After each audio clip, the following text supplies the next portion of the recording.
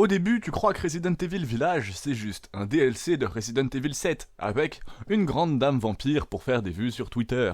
Mais non, et puis tu te retrouves poursuivi par ce bébé géant démoniaque, enfermé dans un château gothique, attaqué par des loups-garous et à acheter des armes à un marchand obèse, qui te dit « Hey, hey, what are you doing ?» Et là tu comprends, ce jeu est un énorme parc d'attractions horrifique, et probablement le Resident Evil le plus fun depuis Resident Evil 4. Le test sur Resident Evil 4 est d'ailleurs sur ma chaîne, n'hésitez pas à aller le voir.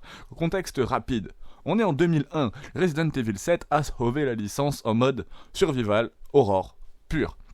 Tout le monde s'attend à un RE8, lent, oppressant, terrifiant. Capcom répond « Ok, mais si on fait aussi un FPS d'action, un jeu d'horreur psychologique, un shooter arcade, un escape game, et puis Resident Evil 4 en même temps ».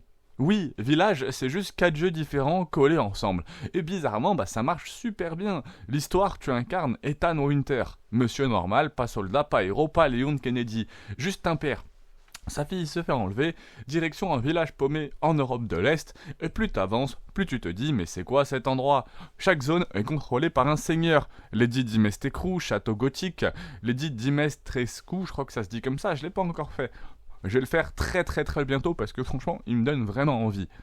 Beneviento, horreur psychologique pure. Moreau, marécage dégueulasse. Heisenberg, usine industrielle steampunk.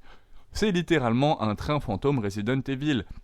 Chaque porte est égale à une nouvelle ambiance. Le gameplay, c'est le génie du mixte, et c'est là que Village devient brillant, parce que le jeu ne choisit pas. Il mélange survival horror, munitions limitées, FPS nerveux, crafting, exploration type Resident Evil 4, marchand, upgrade d'armes. Le Duc, clairement le cousin de Resident Evil 4, et franchement, ça fait trop plaisir. T'achètes fusil, sniper, upgrade débile, et tu passes progressivement de victime à machine de guerre. La progression est ultra satisfaisante. Les moments, what the fuck. Humour, tension, et puis ce passage. La maison Beneviento. Pas d'armes, pas de combat. Juste toi, un couloir, un silence, et ce bébé cauchemardesque qui rentre vers toi. Franchement, j'ai joué à tous les Resident Evil, c'est probablement le moment le plus terrifiant de toute la saga. Capcom est passé de boum boum zombie à traumatisme psychologique pur. Franchement, respect. Si vous voulez le comparer aux anciens, c'est littéralement RE7 plus RE4 plus Silent Hill et un peu de Bioshock, qui osent des trucs que RE6 n'a jamais compris. Fun plus peur peuvent coexister. C'est pas soit action, soit horreur, c'est les deux, et quand c'est bien dosé, c'est incroyable. Visuellement, masterclass. Château gothique, neige, village roumain glauque, usine industrielle folle. Chaque zone a une identité très forte, tu te rappelles de chaque endroit. Vraiment, c'est cool. Pas dans certains jeux modernes où tout se ressemble. Resident Evil Village a une arme. Bon, on va être un peu moins cool, je vais être un peu moins cool. La partie défaut, en toute objectivité. Soyons honnêtes, tout n'est vraiment pas parfait. Deuxième moitié, beaucoup trop action. Certains boss, beaucoup trop faciles. Rejouabilité, moyenne sans le mode mercenaire. Ethan toujours aussi charismatique qu'un cartoon Amazon. Et parfois on sent que le jeu part dans tous les sens, mais bizarrement ça fait vraiment partie de son charme. Resident Evil Village, c'est pas le plus effrayant, c'est pas le plus survival, c'est pas le plus cohérent, mais c'est peut-être le jeu le plus fun.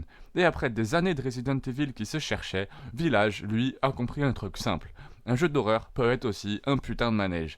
Et franchement, j'en peux plus des comme ça. Vraiment un excellent jeu. Comme je vous disais, j'ai pas eu l'occasion de le faire. Dans le test, bien sûr, je dis que ça a été fait parce qu'apparemment, c'est vraiment le plus gros flip de Resident Evil avec ce bébé. J'ai très hâte de le faire. C'est un Resident Evil qui me chauffe énormément. Bien sûr, j'ai fait le 4 et le 1, dont les tests sont déjà sortis sur la chaîne, n'hésitez pas à aller les voir. Vous regardez peut-être cette vidéo dans le contexte tous les Resident Evil, dans ce cas-là, ça fait plaisir, vraiment.